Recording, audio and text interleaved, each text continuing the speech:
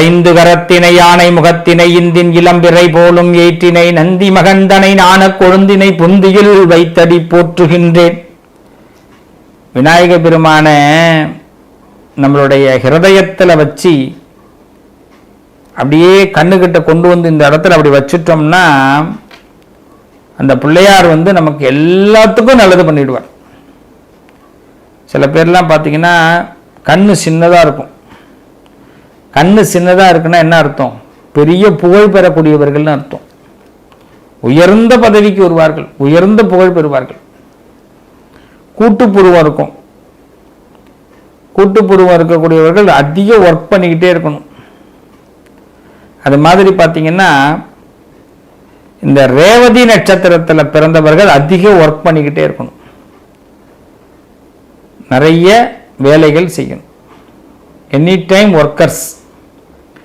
ஓனராகவே இருந்தாலும் ஒர்க் பண்ணணும், வேற வழி கிடையாது. அதான் ரேவதி. விதியை வெல்லக்கூடியவர்கள். விதி கஷ்டப்படுத்தும், அந்த விதியையே வெல்லணும்னா ரேவதியில பிறந்திருக்கணும். ரேவதியில பிறந்தா விதியை வெல்லலாம். விதினா என்ன இதை தெரிஞ்சுப்போம். விதினா என்னன்னா ஏற்கனவே எழுதப்பட்டது. இன்னைக்கு காலையில் 9 மணிக்கு டிஃபன் சாப்பிடணுங்கிறது விதி. டிஃபன் பூரி தான், அதான் விதி. இப்போ மதியால வெல்லலாமா? வெல்ல முடியும். எப்படி? அந்த பூரியை சாப்பிடாம மதியால வெல்ல முடியும். அதுக்கு அந்த விதி வேலை செய்யணும். அப்பதான் மதியை கண்டுபிடிக்க முடியும். நமக்கு பிடிச்சது அப்பதான் நடக்கும்.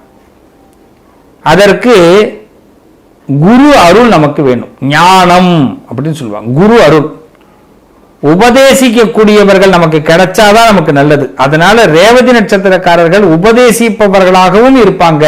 ஒரு சில உபதேசிக்க கூடியவர்களும் உங்களுக்கு கிடைப்பாங்க. அதை பயன்படுத்திக்கிட்டீங்கன்னா மிகப்பெரிய மாற்றம், நன்மைகள் நடந்தே தீரும். சனி பகவான் உங்களுக்கு தேவதையாக இருக்கார். சனி தேவதை. அவசியமா ஒரு தடவை திருநள்ளார் தரிசனம் பண்ணிட்டு போங்க. ஒன் டைம் ரேவதி நட்சத்திரக்காரர்கள். ஆனா இப்ப 7.5 சனி நடக்குது. இந்த பதிவுக்கு நான் போடுற டைம் 2023 மார்ச் மாசம் 16ஆம் தேதி அன்னைக்கு நான் இந்த பதிவு ரெக்கார்ட் பண்றேன். 2023 மார்ச் 16. 7.5 சனி வாக்கியப்படி மார்ச் 29 என்ட்ரி, திருக்கணிதப்படி ஜனவரி 17 என்ட்ரி ஆயிட்டாரு.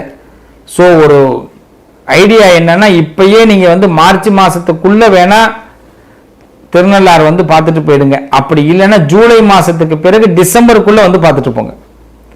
ஒன்ஸ் போயிட்டு வந்தீங்கன்னா கண்டிப்பா மாற்றம் ஏற்படும். ஒண்ணு. அது மாதிரி சனி பகவானை பிரார்த்தனை பண்றதை விட விநாயகரை பிரார்த்தனை பண்ணணும். பிள்ளையார் தான் ரொம்ப முக்கியம். பிள்ளையார்பட்டி விநாயகரை பிடிச்சிக்குங்க. பிள்ளையார்பட்டி விநாயகர் அவரை வழங்கினோம்னா நவகிரகங்களுடைய துணை நமக்கு கிடைக்கும். நவகிரகங்கள் எல்லாமே பிள்ளையார்பட்டி விநாயகரை வணங்கும் போது தோஷங்கள் எல்லாம் விலகிடும். ஒரு கல்யாணமே ஆகலை, குழந்தை இல்லை, நவகிரக தோஷங்கிறாங்க. செவ்வாய் தோஷம், ராகு தோஷம், கேது தோஷம், ஜலதோஷத்தை தவிர மற்ற எல்லா தோஷமும் இருக்கும். கவலைப்படாதீங்க, என்ன தோஷம் இருந்தாலும் விலகிடும். நல்லா கவனிக்கணும். இந்த தோஷங்கள்லாம் விலக என்ன செய்யலாம்? ஒரே ஒரு வழிதான், வேற எந்த வழியும் கிடையாது. பிள்ளையார்பட்டியில கற்பக விநாயகரை வழிபாடு பண்ணுங்க. நல்லதே நடக்கும், நல்லதே நடக்கும். ஒரு பாட்டே இருக்கு, அந்த பாட்டை யூடியூப்ல போட்டு கேளுங்க. பிள்ளையார்பட்டி கற்பக விநாயகரை வழிபாடு பண்ணுங்க, தோஷங்கள் எல்லாம் விலகும். நித்திய கடமைகள் இருக்கு, அதை நித்திய கடமைகள் அவசியம் செய்யணும். அப்படி செய்யறவங்களுக்கு தோஷம் இருந்தாலும் எல்லாம் விலகிடும். அதனால எந்த விதமான கஷ்டமும் வராது. என்னென்ன நித்திய கடமை? காலையில சீக்கிரம் எழுந்திருக்கிறது நித்திய கடமை. சூரிய நமஸ்காரம் பண்றது நித்திய கடமை. காலையில படிக்கிற பழக்கம் இருக்கிறது நித்திய கடமை. பெரியவங்கள்ட்ட ஆசீர்வாதம் வாங்குறது நித்திய கடமை. வீட்டு பூஜை பண்றது நித்திய கடமை. பசுமாட்டுக்கு வாழைப்பழம் கொடுக்கறது நித்திய கடமை. குழந்தைங்களுக்கு ஸ்வீட் வாங்கி கொடுக்கறது நித்திய கடமை. சாயந்தரம் ஒரு ஆலய பிரவேசம் போயிட்டு வர்றது நித்திய கடமை. சாயந்தரம் பெரியவங்கள்ட்ட ஆசீர்வாதத்தோட நித்திரைக்கு போறது நித்திய கடமை. முடிஞ்சு போச்சு. இப்ப தோஷம் எல்லாம் போயிடுமே. இதை செய்யணும். ரேவதி நட்சத்திரத்தில் பிறந்தவர்களுக்கு நிச்சயமாக அரங்கநாதனுடைய யோகம் உண்டு.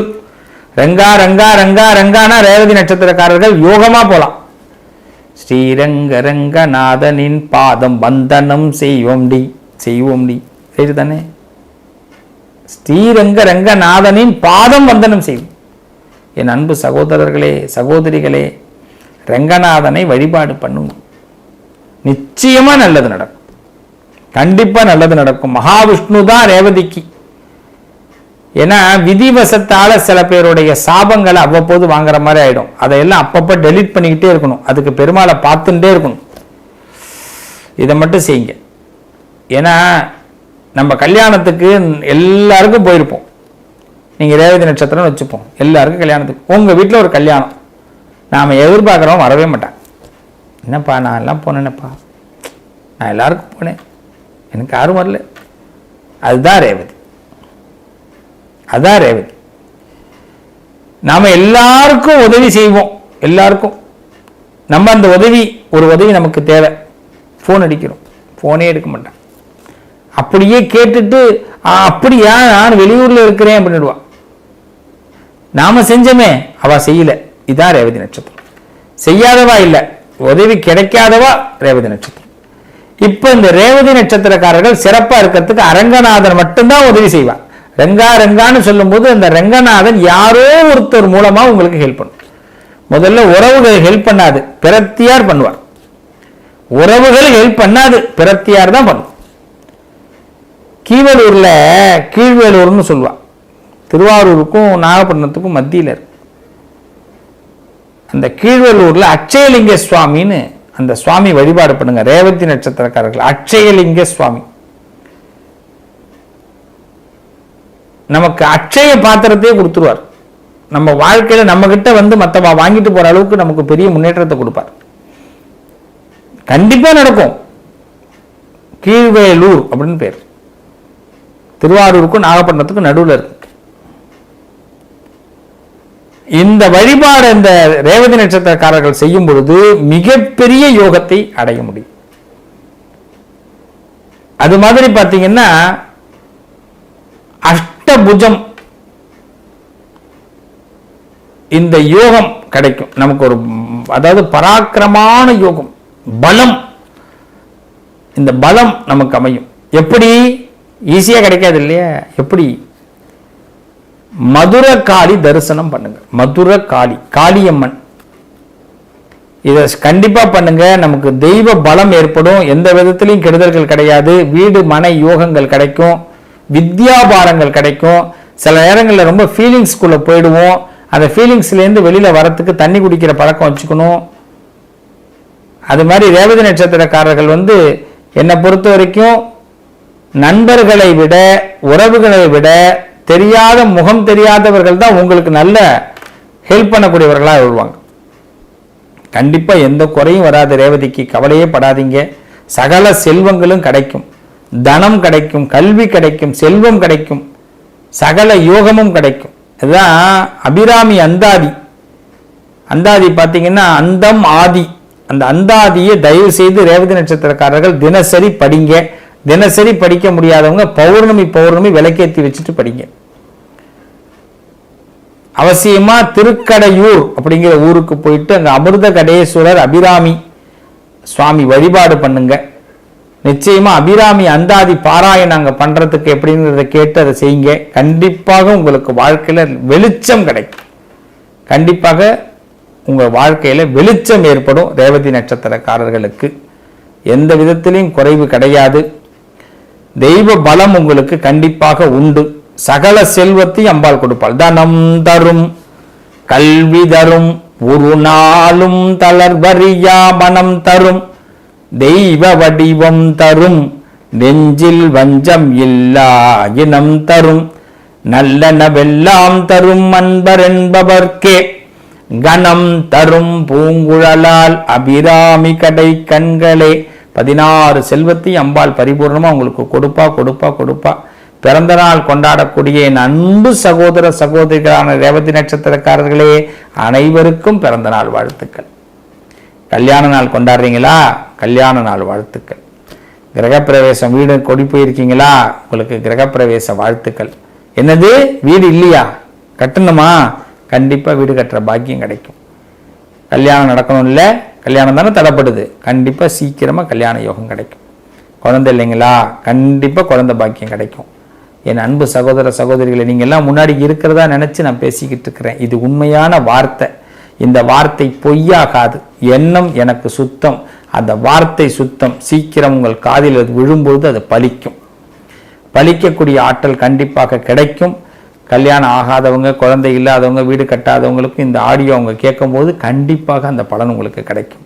எல்லா விஷயத்தையுமே கடவுள் ததாஸ்து ததாஸ்து ததாஸ்துன்னு சொல்லிகிட்டே இருக்கிறார். அஸ்வினி தேவர்கள்னு 2 பேர் எதை எடுத்தாலும் ஓகே பண்ணிகிட்டே இருக்கிறார். அதனால் நம்ம நல்லதை பேசுவோம், நிறைய பேசுவோம், நல்ல விஷயங்களை பேசுவோம், பாசிட்டிவாக பேசுவோம். நெகட்டிவே கிடையாதுங்க வாழ்க்கையில். மனுஷனுடைய மனசு தாங்க நெகட்டிவ். அதுதான் தப்பா தோணி மனசை நான் போயிட்டு நிம்மதியை குலைச்சி, தூக்கத்தை குலைச்சி, ரொம்ப எளிமையாக நான் சொல்கிறேங்க, ஒன்றுமே கிடையாது. அப்படியே சிவன் அப்படியே நினச்சி அப்படியே உட்காந்துருங்களேன், ரொம்ப சந்தோஷம் கிடைக்கும், ரொம்ப திருப்தி கிடைக்கும். இப்படி கண்ணை மூடி கையை இப்படி வச்சுட்டு அப்படியே உட்காந்துரும். சில நேரத்தில் இந்த முத்திரை இப்படி வச்சுங்க, அப்படியே உட்காந்து என்ன தோணுதோ செய்யுங்க, கண்டிப்பாக நல்லது நடக்குங்க. எண்ணம் சுத்தமானால் எல்லாம் சுத்தமாகும். வாழ்த்துக்கள் ரேவதி நட்சத்திரக்காரர்களே. சகல செல்வமும் உங்களுக்கு கிடைக்கும் கிடைக்கும் கிடைக்கும். நல்லதே நடக்கும். வாழ்க வளமுடன், அமோகமாக இருக்கணும்.